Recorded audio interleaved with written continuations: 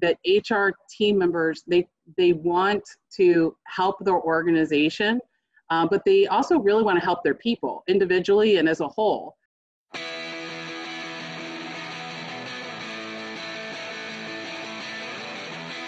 This is John Bernatovich, and I continue my journey of writing HR Like a Boss. And I'm delighted to be joined by a friend and a colleague that we work together on client projects, Carli Meyer. Carli is the founder of RevTech.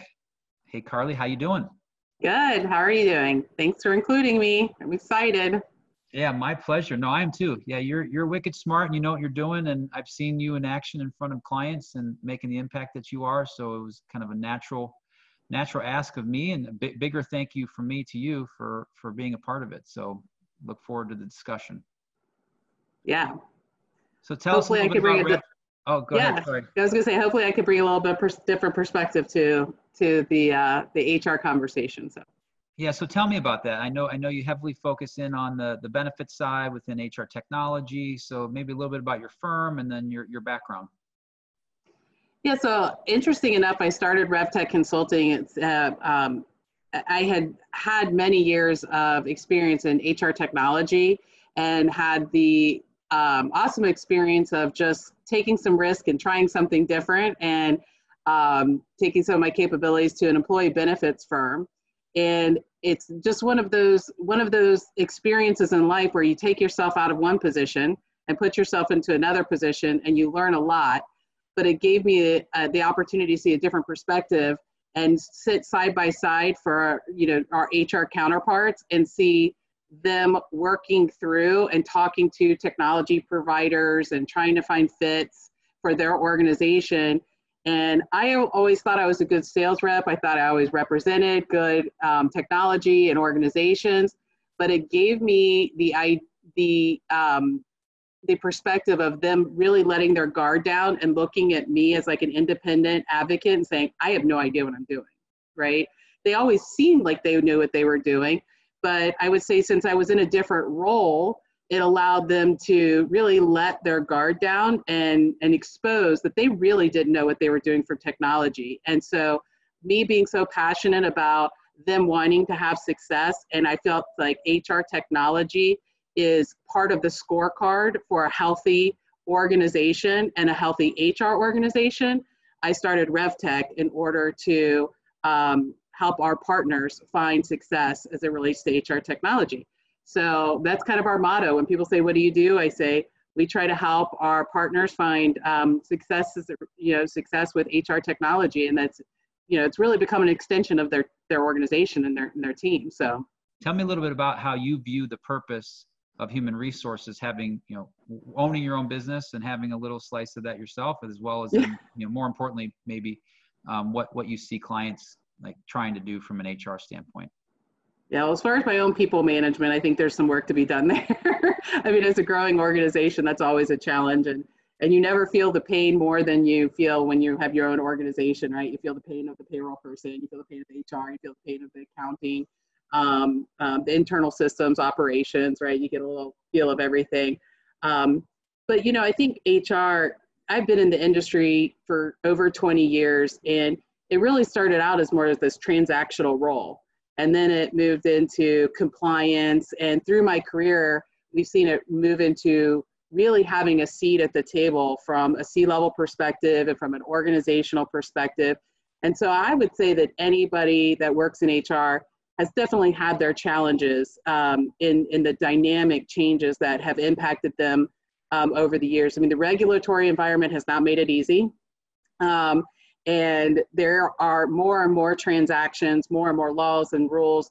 And I think that HR team members, they want to help their organization, but they also really want to help their people individually and as a whole, and make it a cohesive environment that everybody's benefiting from. So it's a really interesting role because, there are some organizations that are not people focused. And I think that's a hard role for HR people. So you had the dynamic of the complexity of their role as well as their role fitting in at the organization. But I really look at the HR team as that glue that helps hold the organization together. I'm just curious, is there a client example or a personal experience you have where you felt like, you figured all that out. You got all the automation going. You got the regulatory stuff, kind of reporting done that you can speak to, the success that was, and maybe what the outcome or result was for the company.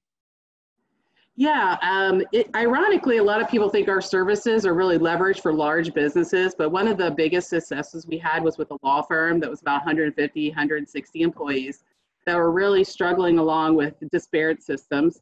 And they were, the information, they had different systems. And I think when we engaged with them, they were really looking at, okay, how do we bring this all in one? They were really thinking technology and saving time and really automation and things like that. And they weren't really thinking about their culture, even though their culture was highly important to them. We were able to go through a process where we brought in a new HCM provider.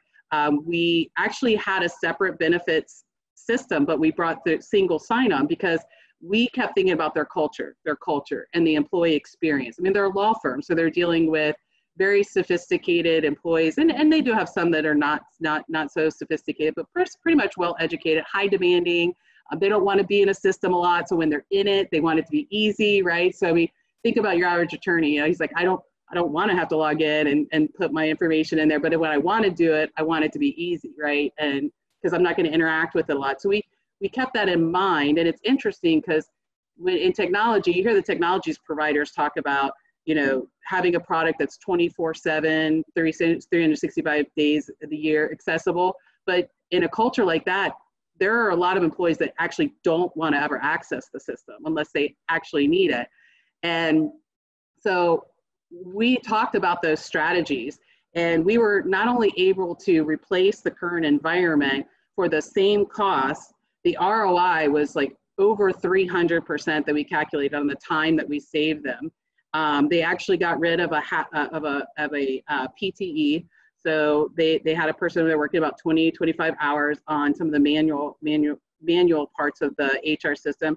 But we got a lot of feedback from the partners and even some of the staff level membership about how much they liked the product, how easy it was to use. It was mobile accessible. And I feel like the HR team said it really reflected us at the end of the day. And while we were working on all the mechanical pieces to make that happen, the overall user experience and the ROI is really what we were looking for and driving. And so I don't know if you've had any personal experience yourself, or if there's things you've seen, maybe that chasm that may exist between an HR department and other departments or the leadership group. Is there anything in particular that stands out to you as to why you think a company or people at a company wouldn't like human resources? Yeah, I think of sometimes the HR role as sometimes like being a mom. I don't mean to diminish that, but like I love my kids more than anything, but then sometimes I got to be the bad guy, right? So they're kind of stuck in a rock in a hard place. You're dealing with leadership and you're dealing with people that need you, and you also have to balance that with the needs of others, right? So you look at that as a mom, like one of my kids might need something, but my other kid might need something more. And, there's an effort and there's a balance of keeping the family together and keeping us healthy, but one person's needs isn't greater than the whole, right? So I think the HR people, I kind of equate it sometimes to being a mom. It's like, sometimes you gotta be the tough guy, but then sometimes you're the shoulder to cry on. But then you also, like, when I think about like even the dynamic between my husband and me and the kids, it's like, he's my peer leader, right? And so sometimes it's this hard conversation of like, what's best for us, right? And I have a different perspective and I have a seat at the table. So, well, I have my definition. Obviously, it's always up for interpretation. I'll get you out of here on this, Carli. What would be your definition of a person that does HR like a boss? People that are HR like a boss, I would say have a lot of friends in HR. There you go. There you go. I have a lot of friends. Collaboration with people and areas of expertise. I think that's the way that you HR like a boss. I think that's a strong leadership skill, but I also think having friends makes it fun. And allows you to have a lot of support, even a soft shoulder to lay on if you want to cry, and expertise that you can't compensate. Everybody can't know everything. So having good friends And HR is my definition of HR like a boss. Well, I really appreciate you taking the time. It was great to connect with you, and I really appreciate your insights that you shared. Obviously, your slant on this around the tech part of it was important, and a unique perspective. I know you and I work in that space quite a bit, and when somebody does that well, it makes the automation streamline the business and the employee function work better. When they don't, we feel the pain of that. So, right. Thank you so much for your time. All right. Appreciate it. Thanks, John. You got it.